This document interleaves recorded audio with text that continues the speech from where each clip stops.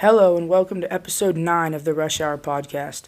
I am Harrison Werner here with my co-host Dr. Rush, and today we are joined by the Parish head football coach, Coach Novikov. So let's rush into it.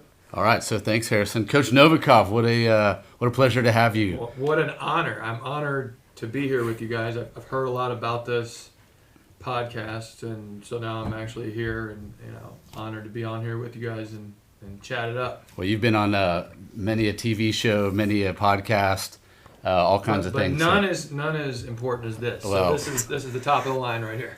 Well, we appreciate that. And speaking of top of the line, I mean, we're sitting with certainly one of the best high school football coaches in the state. 6 of the last 7 state titles, an amazing run of 5 in a row.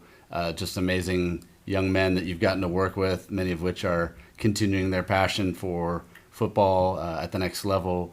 And obviously you have a really cool thing going with the quarterbacks, the last 3 of them. It's really, really fun to watch and be a part of. So, Coach, congratulations to you and all your success. And it's fun for me personally, again, to have known you as a 17-year-old on the other side of the field, and now you're the head coach here and doing so many great things. So thanks for joining us. Well, likewise, look, I appreciate it. I mean, it is.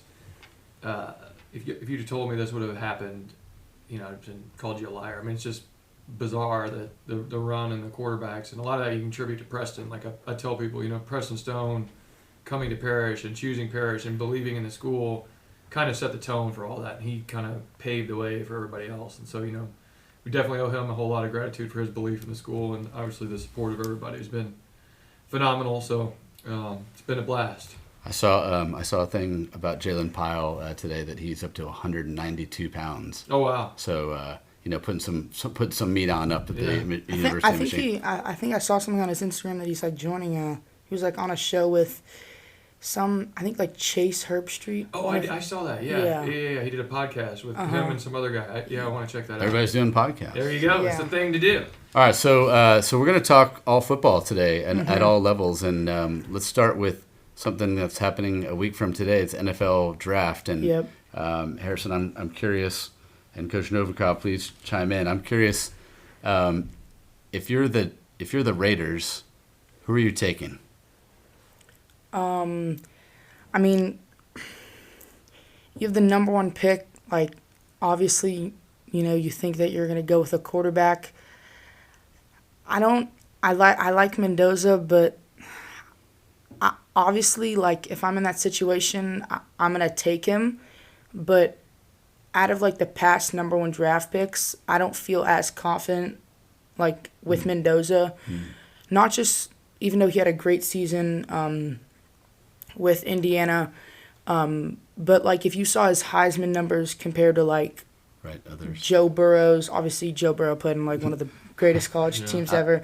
But, like, those stats will be hard to beat. The past Heisman winners, like, he's significantly down. But yeah, I'm gonna go. So if you're the Raiders, you take Mendoza, and then Coach, if you're the Raiders, what do you got? You have to take Mendoza. I mean, you have no choice. If you don't do that, you're gonna be the laughing stock of the league. For sure.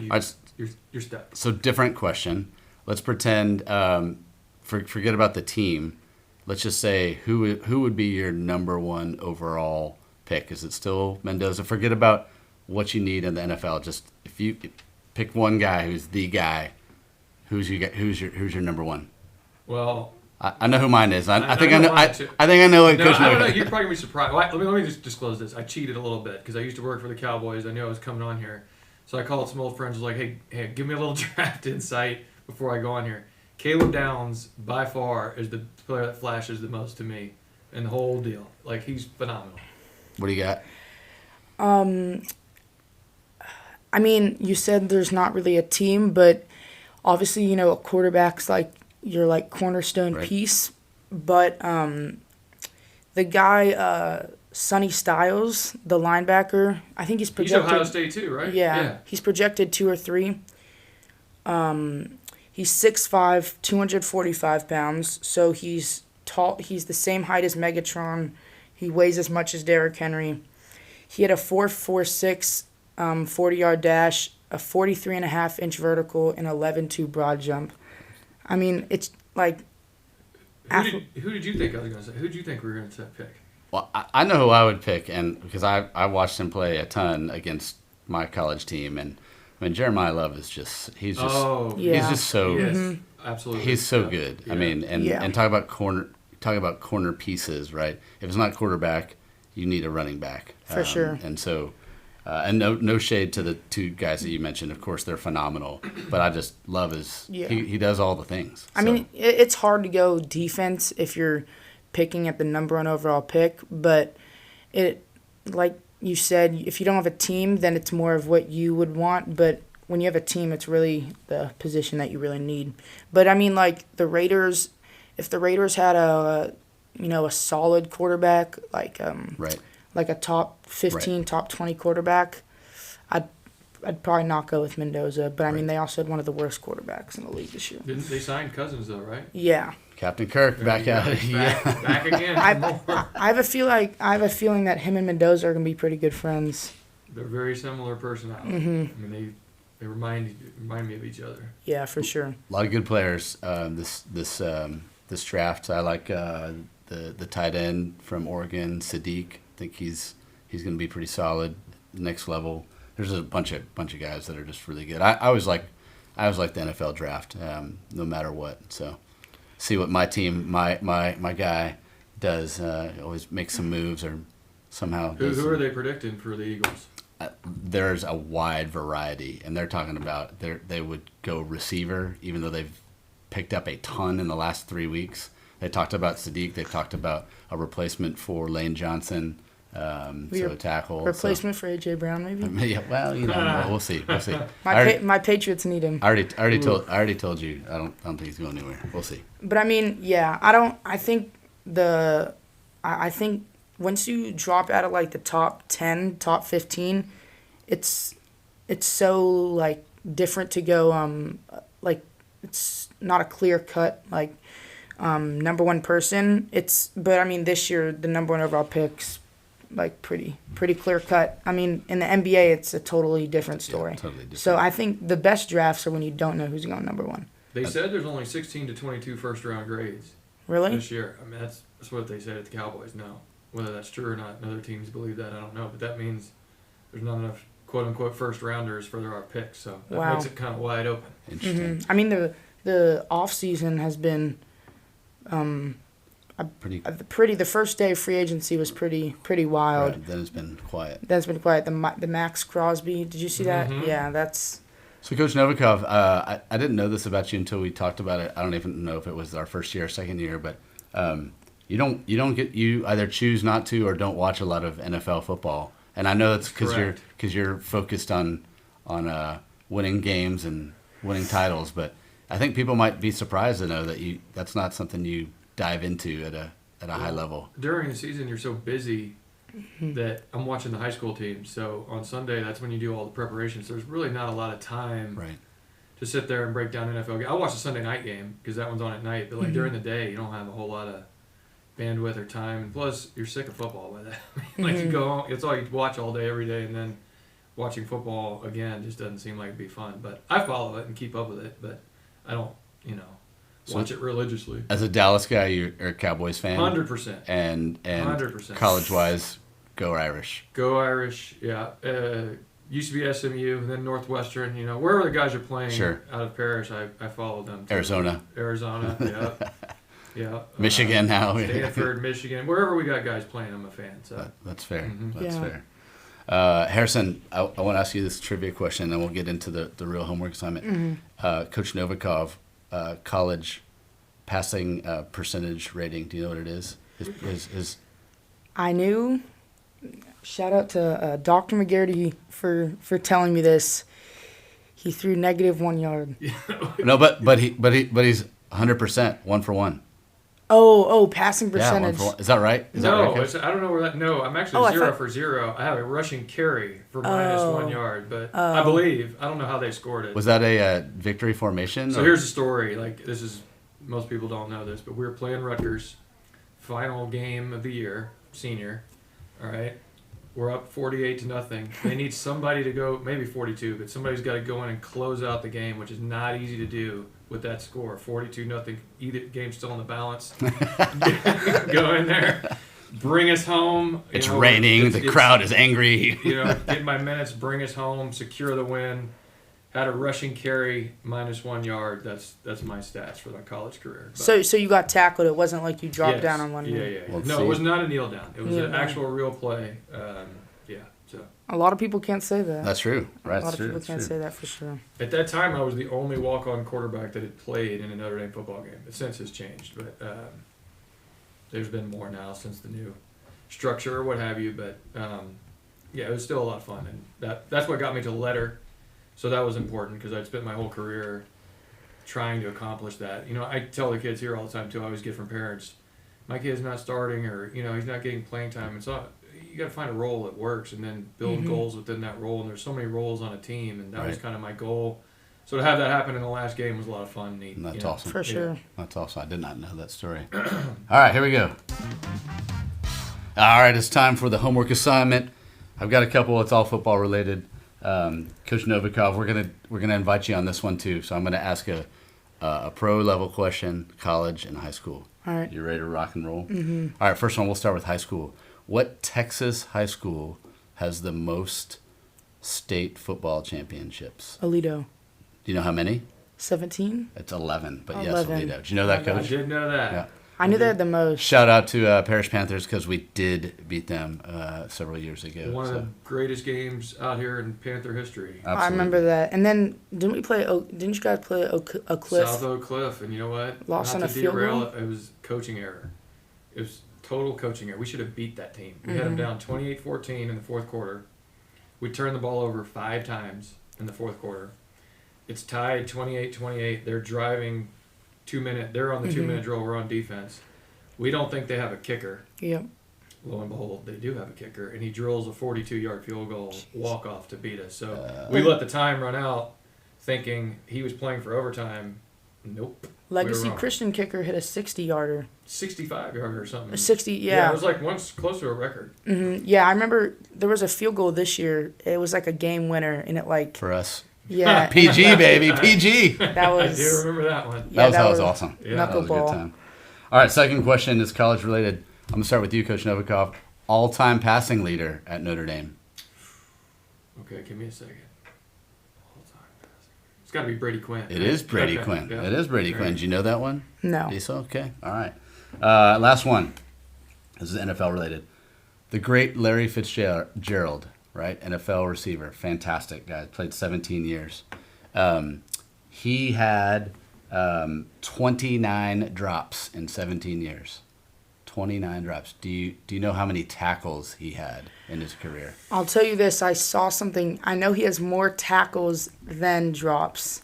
30. Wow. Was he on special teams or he just tackled interceptions? Interceptions. Yeah. Jeez. He made 30 tackles on interceptions? 41 tackles versus 29 drops in his 17-year career. That is crazy. That's a crazy stat. That has to be one of the craziest stats ever. That's crazy. It's crazy alone that he made 41 tackles Well, I off mean, of interceptions. remember, the Cardinals were not great for most of his time. Yes, they made Super Bowl, whatever, one of those years, but yeah. I mean, what like the best receiver in the NFL probably is more than 29 drop. I mean, how many drops do you think they have in the season? I don't know. It seemed like CD had more than 29 last year, didn't it? Well, But drops. 17 years you play and only 29 drops is crazy. Drops? Are you talking like hit the hands and drop out, or like a target Yeah, hit so and that's catch it? what That's constitutes a drop. That's Yeah, it. well, the NFL's rule on that is like, I mean, if it's impossible and you're trying to, Oh, okay, whatever, but so it's not like targets. Yeah. Okay, all right, that's still crazy though. All right, so let's go for some hot takes. Mm-hmm. So let's start with there's some wild animals. Kiter, you're running out Kiter. there, yeah. Wow. That's my friend Bill right there, and his friend Jim. Let's start with college football playoffs. So Coach Novikov, this year was the first year with 12 teams, and my hot take is I actually think there should be 16 teams, and I say 16 because I don't love the bye structure. Agree. I think it actually hurts the teams Agreed. that For have sure. a bye. Yeah. And so I like 16. Agreed. Because, it doesn't matter. The 17th team is going to be mad that they didn't get in or whatever. But that way you allow for the conferences that happen to be really, really good that year, whether it's SEC or whatever is in the future. It's 16 teams. That's my And my it hot takes take. too long. Let's not have a month in between the last game and the first playoff game. Let's just play and get it done. I know I'd also be okay in the 16 format with not. This is controversial. Not having a conference championship game because Agreed. conferences are so big. So Yeah, I mean, well, should Notre Dame join a conference? I think maybe? Absolutely not. Just- It's all. Let me teach you something. You're young, but just understand everything is about money. Mm-hmm. So the reason they don't join the conference 'Cause they want is they more have money. their own TV deal with NBC, so they don't have to split that with 15 other or 12 other. They get a full share, just like they're in a conference, but they don't have to share it with 12 other teams. Well, and more importantly, they get to play all the service academies. So Well, there's a valid reason for that. Just you know that Navy kept Notre Dame open. So they promised Navy, because during the war, Notre Dame, all the students went to war. Notre Dame was suffering financially. Navy helped Notre Dame.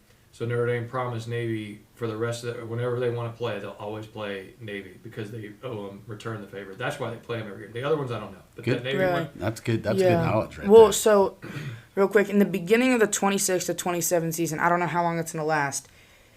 If they keep the 12 spot, Notre Dame, is only college, is who getting. got screwed by last year, by the way. Let's just get that out there. But anyway, go ahead. I'll agree with that. They did get screwed, but I mean, if you took Notre Dame and put them where Miami was, you think Notre Dame would have done the same thing? Okay, back up. Miami only got in because the ACC pitched a fit, right? And they had to get an ACC team in because they weren't going to get who won the conference. I'm turning Duke, right? Somebody won the conference. They couldn't put them in. Right. SMU lost at the end of the season to Cal in a weird game. Otherwise, it would have been SMU, and so the ACC was going to get shut out. The Duke game was also like the fact that Duke won that particular game was also weird. Well, Weird. I also think that it's I also think even if Notre Dame should have got in, Miami like congrats to Miami for actually showing that they can legit play in one of the best teams in the country. I mean, they didn't have an easy schedule to get there at all. Yeah, I don't think, to me, it's not about Miami versus Notre Dame because Miami showed that they were a really good team, particularly on defense. But I do think a Notre Dame in the 16 deal is in no matter what, right? Miami started clicking. And even Texas is in the 16 deal. It's hard to say. I mean, they were getting hot at the end of the year, so. Yeah, Miami definitely got hot at the end of the year. So, yeah, Notre Dame is guaranteed a spot in the 12-team college football playoff if they finish in the top 12 college football rankings. So, if they're number 12, they can't get screwed. Like, if they're number 12, they automatically get in no matter what. You know why that is? Why that deal happened? No, Well, why? I just tell you what it's Money. all about. Oh. Money. They're going to draw anywhere they go. They're going to draw a crowd and they're going to draw an audience. So they want them in the playoff because it's all about money. If they got to make money for the broadcast, whoever owns the broadcasting rights wants to make the most money. Mm-hmm. So that's why that deal got cut. I don't disagree with you on the money thing, but I think about 2020 and that particular year, A&M finished 5th, and they travel well. They do. And so, no matter where they played, they were going to. Anyway, that's a different right. topic. So So, what do you got? So I got two. First, in the next 2 years, so next NFL season and the season after that, a non-QB will win MVP. And I think this because of just how talented the league was. There's definitely an argument to be made that Stafford should not have won it this year. Oh, we had that argument. I'm not You even already talking had about. that I'm not even talking about Drake May. I'm not even about a quarterback. Like the way that JSN played, and if Myles Garrett's team was even was the worst team in the playoffs. I mean, breaking the sack record. I honestly would have most valuable. I don't think they really do that award correctly. When's the last time a non-quarterback won? Do you know? Has there been one? Yeah, I think it was. Well, definitely LaDainian, but that I don't think he was. I don't think it was the most recent. But trying to it's think. definitely happened. It has happened? Yeah. Yeah, for sure. But you're right. Predominantly, it's a quarterback award. And then Patrick Mahomes, and I'm not a hater, okay? I'm a Patriots fan, and a lot of people compare him to Brady and say that he's going to be better. I've heard that a lot. But Patrick Mahomes, I think, is not going to win another MVP for at least the next 5 seasons. Not because he's bad, But first, because of the voter fatigue he's already getting, and because of this like stacked AFC quarterbacks already with Josh Allen, Burrow, and I think it's gonna be tough. It's kind of like the same in the NBA. It's gonna be really hard for Cooper Flagg to win an MVP with Victor Wembanyama basically right by his side. I agree with you on the Mahomes thing. So let's just be honest. It's the rest of his career because I don't see him playing 6 more seasons. But I agree. I think the Chiefs are done.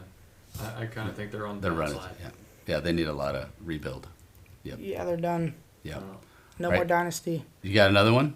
No, that was my only 2. All right. So final session here, Coach. We're gonna talk high school football, something that you're very very familiar with. Right. High school and specifically, let's talk NIL. Okay.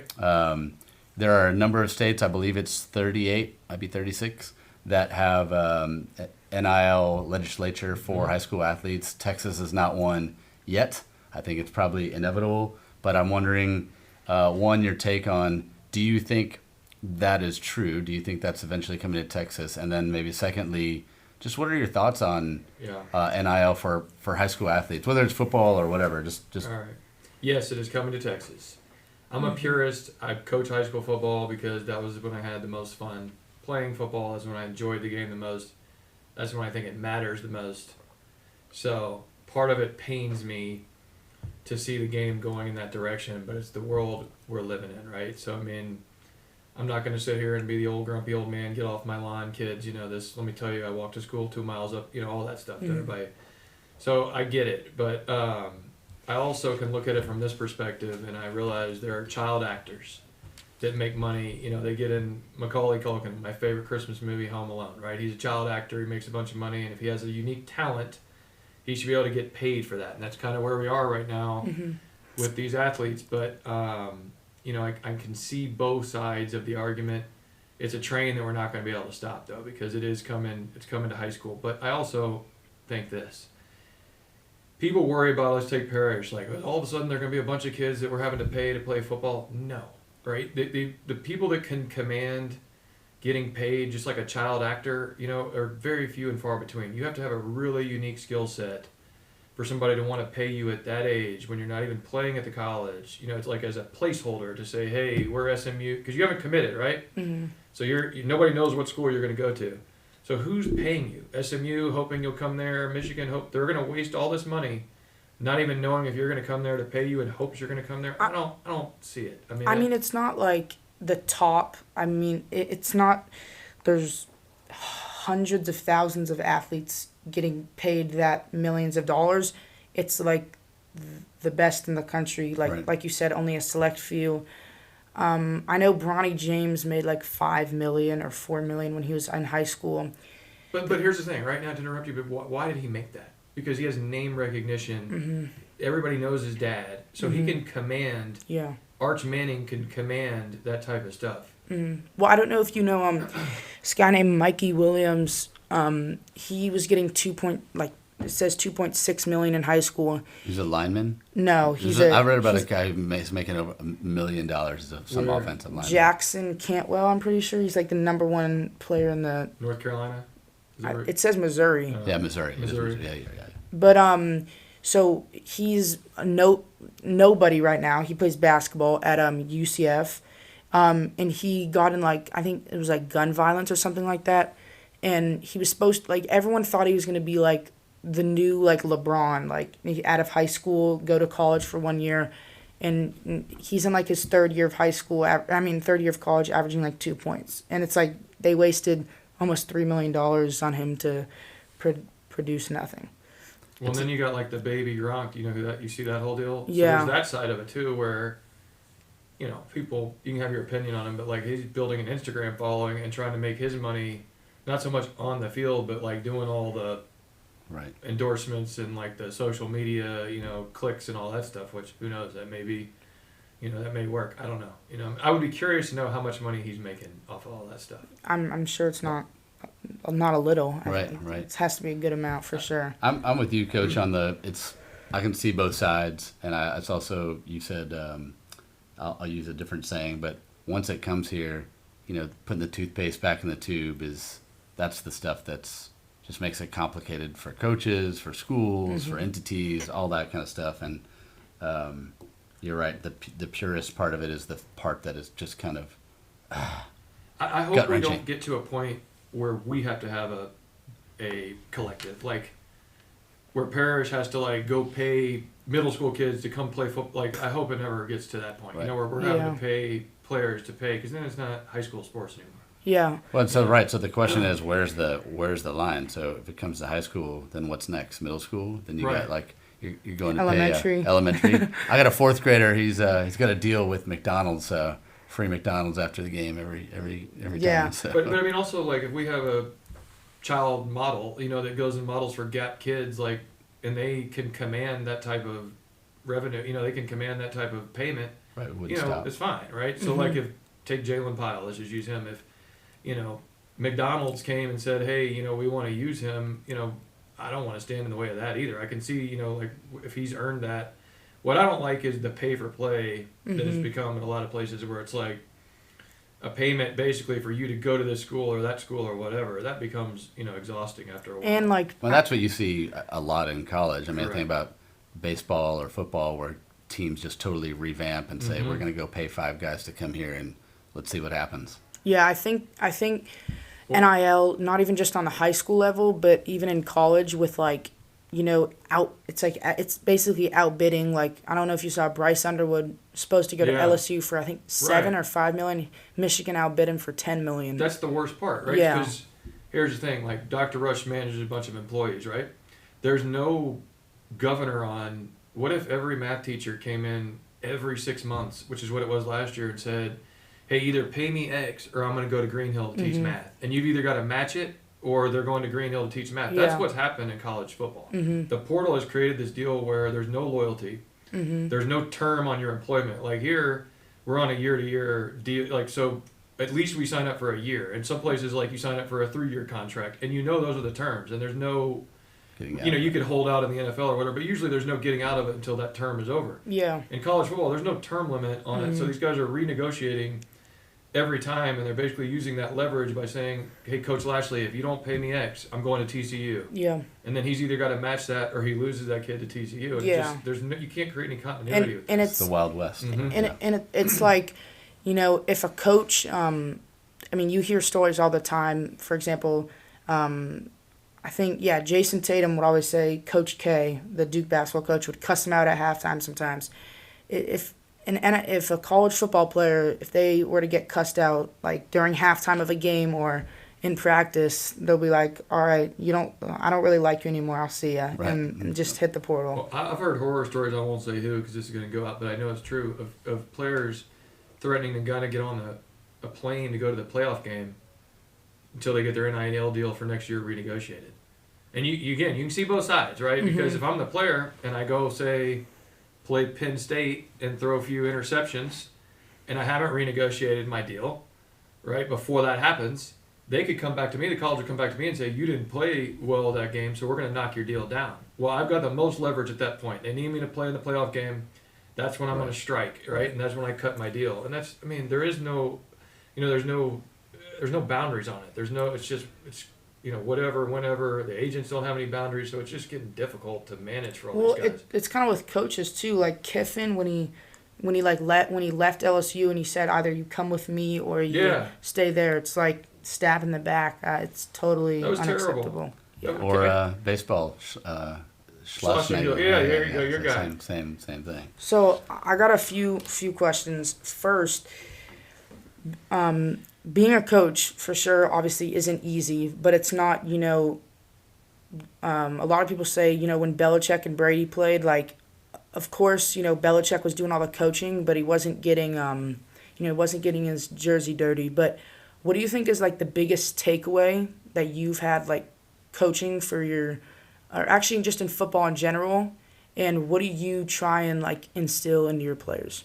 Mental toughness. I think the best thing about sports is the mental toughness aspect that you can get out of it, the accountability, those type of things, the grit you develop. Like that to me is what sports and particularly football teaches you. It's about being accountable to something bigger than yourself, right? You can't I mean, not to knock any other sport, but football is the ultimate team game to where one player can't go win the game by himself. There's a role that everybody, including me, the assistant coaches, the kickers, the punters, the equipment guy, everybody has to do their role for us to be successful. For sure. And so the biggest thing I think my parents, I hope they never listen to this, but they did me a huge disservice because when I was growing up, it was like, oh, your tummy hurts, stay home. You know, like it was all about me, right? And I didn't learn until I got on a team that other people are counting on me, and I can't just make decisions that are the best for me in the moment. I've got to think about other people. I've got to think about how this impacts other people. When I miss a practice, now we got to rearrange the whole practice because we were counting on you to be here, and we got to rearrange everything. And so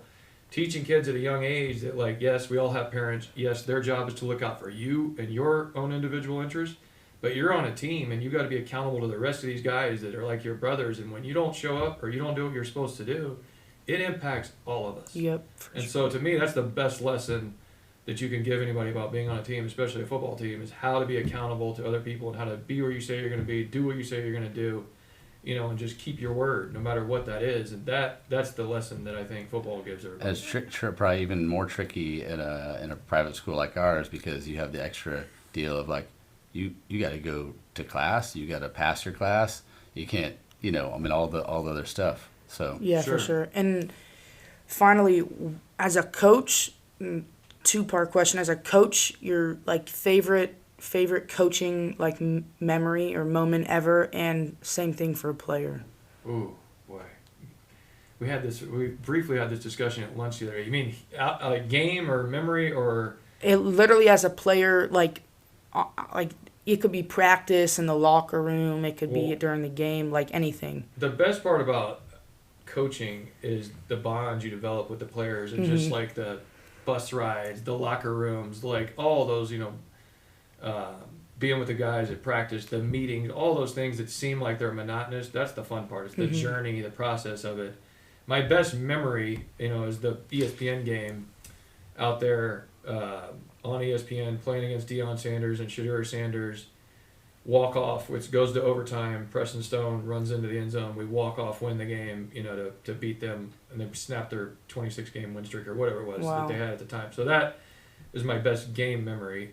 As a player playing at Notre Dame Stadium, you know, that we talked about earlier, you know, and getting to accomplish that dream is once in a lifetime. So you walked on as a freshman, or you walked in as a freshman? So you were there for all 4 years? There for all 4 years. Yep. Dressed every game or Dressed no? every game, yeah. Wow. Didn't travel to every game. That was, you know, so there's two different thresholds, right? You dress for every game, which you've seen in like Rudy or whatever, you know how he looks at the list. And then there's the travel team, which goes to USC or wherever. So that's harder to make than the dress list. You can dress, I can't remember, 105 and maybe travel 75. So travel team I didn't make every single time. I did, you know, several times. But for most of my career, I was probably the third string, fourth string battling for that job. They usually travel 3 quarterbacks to a game, so that was kind of where I fit in. And sorry, I forgot, favorite like teammate you've ever played with?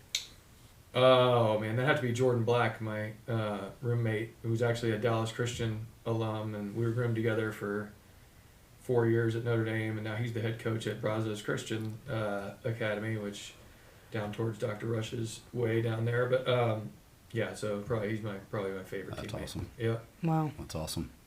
Well, Coach, thanks for joining us today. I really appreciate it. All the hot takes, there you go. all the opinions. Certainly continued success to you and the boys and the program. You know, it's a big deal for us here at this school. Football is a big deal.